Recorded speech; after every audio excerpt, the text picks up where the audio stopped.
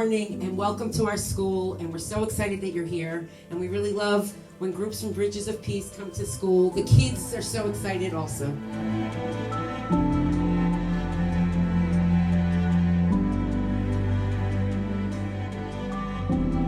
So one of my dreams is to have tables, maybe even round tables for the students to work at, but what's really important is that they should be appropriate for the age level of the students. I have 5th and 6th graders who come here and their legs and they can't fit under the table, and then it makes it very hard for them to learn, and if we want them to succeed, we have to give them the best opportunities.